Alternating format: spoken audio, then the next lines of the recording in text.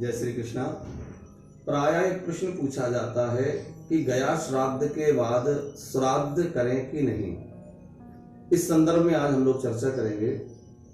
बहुत लोगों का ऐसा मानना है, कई लोग कहते हैं गुरुजी हमारे यहाँ ऐसा रिवाज है, ऐसे नियम है कि एक बार गया श्राद्ध कर दिया तो फिर घर में पितरों का श्राद्ध नहीं होता।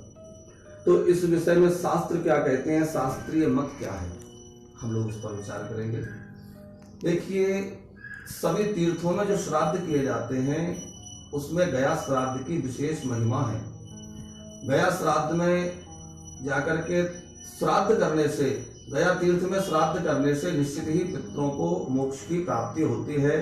शास्त्रों में गया श्राद्ध का विशेष महत्व कहा गया है। श्रीमद् देवी भागवत में कहा गया है कि वही पुत्र है जो अपने पितरों के लिए गया में जाकर के श्राद्ध करे, जीते जी अपने पितृगणों का, माता पिता की आज्ञा का अनुसरण करे, मरणोपरांत उनकी और दैहिक क्रिया विधिवत संपन्न करे और बाद में उनका गया श्राद्ध करे, वही पुत्र कहा गया है। पुंनाम नरकात् त्रायते इति पुत्रः, इस वचनानुसार गया श्राद्ध अनिवार्य है।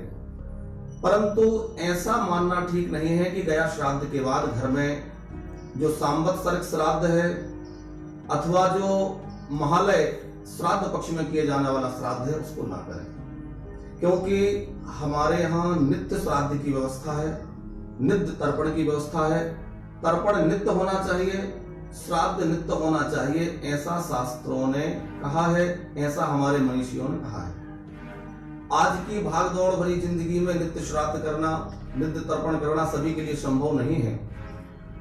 नित्य ना हो पाए कोई बात नहीं है, लेकिन अपने पितरों की पुण्यतिथि में, वार्षिक जो पुण्यतिथि होती है उसमें श्राद्ध अवश्य करें। और जो ये महालय पर्व है जिसे 16 श्राद्ध कहा जाता है, श्राद्ध पक्ष कहा जाता है, इसमें तो अवश्य ही श्राद्ध करें, नित्य तर्पण करें, जलदान करें और उनकी जो तिथि है उस तिथि पर विशेष श्राद्ध करें, ब्राह्मण भोजन करवावें, पंचग्रास निकलवावें, ये अवश्य करना चाहिए।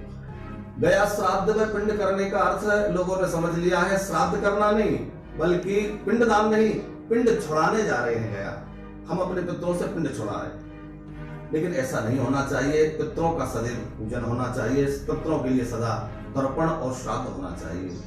अब एक प्रश्न उठता है, लोग कहते हैं कि महाराज जी हम अपने पितरों को गया जी में छोड़ आए तो अब उनको दोबारा कैसे बुलाए।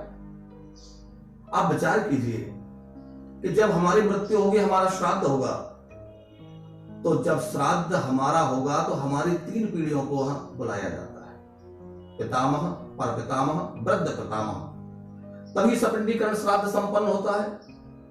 तो क्या हम गया में श्राद्ध करके अपने पितरों को छोड़ आए तो हमारा पुत्र हमारी उत्तर क्रिया के समय, हमारी सपिंडी के समय में क्या हमारे पूर्वजों का आह्वान नहीं करेगा। पितृ कोई ऐसी जड़ स्वरूप में नहीं है कि हम उनको गया छोड़ाए तो वो गया में बैठ करके रह गए हैं। वो तो एक दैवीय स्वरूप प्राप्त हो जाता है और वो जहां चाहे पहुंच सकते हैं। तो निश्चित ही हम जो श्राद्ध उनको अर्पण करेंगे वो ही प्राप्त होगा, वो आकर के ग्रहण करेंगे। दूसरा यह है कि यदि वो पितृलोक में है तो वो आकर के श्राद्ध ग्रहण करेंगे।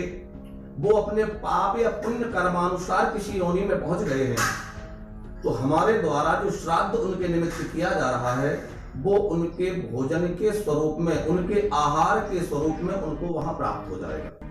हम जो श्राद्ध कर रहे हैं वो जिन योनियों में हमारे पूर्वज हैं उन योनियों में उनके आहार के रूप में उनको प्राप्त होता है।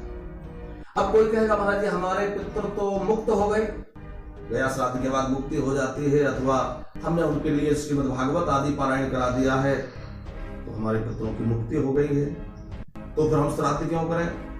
यदि हमारे पितरों की मुक्ति भी हो गई है, आप ध्यान दीजिएगा, जब हम श्राद्ध करते हैं तो कहा जाता है कि पितृ स्वरूपी जनार्दनः प्रियंताम नमः, अर्थात पितृ के स्वरूप में भगवान जनार्दन अर्थात भगवान विष्णु को ही वो श्राद्ध अर्पित किया जाता है। यदि हमारे पूर्वजों का, हमारे पितरों की मुक्ति भी हो गई है तो वो हमारे द्वारा दिया गया जो पिंड है, जो श्राद्ध है, वो भगवान वासुदेव को प्राप्त होगा और उन पितरों की कृपा से, उन भगवान वासुदेव की कृपा से हमारे घर में धन धान्य पुत्र पौत्र आदि की वृद्धि होगी, घर में सुख और शांति वैभव होगा। अब एक समस्या आज के समय में जटिल होती जा रही है। लोग आते हैं, महाराज जी हमारे बेटे के विवाह में अड़चन आ रही है, घर में संतति होने में अड़चन आ रही है, हमारी प्रगति में बाधा उत्पन्न हो रही है, और उसमें ज्योतिषी लोग प्रायः पितृदोष को एक बड़ा कारण बताते हैं। पितृदोष होने का कारण यही है कि हम लोग अपने पितरों को, पूर्वजों को भूलते जा रहे हैं। उनके प्रति श्रद्धा से ना तो श्राद्ध करते हैं, ना तर्पण करते हैं, ना उनकी वार्षिक तिथि पर कोई विशेष उन श्राद्ध आदि करते हैं। उसके परिणामतः हमारे पितृ रुष्ट हो जाते हैं और हमारे आने वाली पीढ़ियों की जन्म पत्रिकाओं में पितृदोष निर्मित हो जाता है, जिसके कारण उनकी प्रगति में, उनके प्रत्येक कार्य में बाधा उत्पन्न होने लगती है। हमें अपने पितरों को प्रसन्न रखना चाहिए। संभव हो तो नित्य श्राद्ध करें, ना हो नित्य तर्पण करें। देव पूजा के भी पहले श्राद्ध के लिए कहा गया है। हमारे यहां देव पूजा बाद में है और पहले पितरों की क्रिया है, तर्पण क्रिया है, श्राद्ध क्रिया है, बाद में देव पूजन है। नित्य ना हो सके कोई बात नहीं है, पर इस महालय पर्व में विशेष श्रद्धा पूर्वक, बड़े ही अनुराग पूर्वक अपने पितरों को भार समझ करके नहीं, श्रद्धा पूर्वक, क्योंकि श्रद्धा से जो दिया जाता है वो श्राद्ध है। बड़ी श्रद्धा से हम अपने पितरों के प्रति कृतज्ञता ज्ञापित करते हुए प्रणम्य भाव से उनको आमंत्रित करें, उनके प्रति श्राद्ध करें, उनके लिए नित्य जल अर्पण करें, तर्पण करें, और वैदिक विधि से पंचग्रास आदि निकाल करके ब्राह्मण भोजन करवावें, यथाशक्ति दान करें। हाँ, एक बात अवश्य ध्यान रखने योग्य है कि गया श्राद्ध के पहले जो श्राद्ध घर में नहीं करते उनको प्रत्यवाह लगता है, दोष लगता है।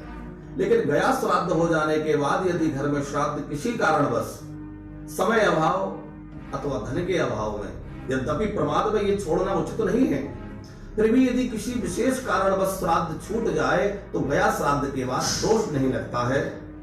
लेकिन हमें अपने इस कर्म से मुंह नहीं मोड़ना चाहिए, प्रमाद नहीं करना चाहिए, नित्य श्राद्ध करना चाहिए। आप सभी पर अपने पितरों की, अपने पूर्वजों की कृपा, उनका आशीर्वाद सतत बना रहे। आप सदा स्वस्थ, प्रसन्न और आनंदित रहें। इन्हीं मंगल कामनाओं के साथ सादर जय श्री राम।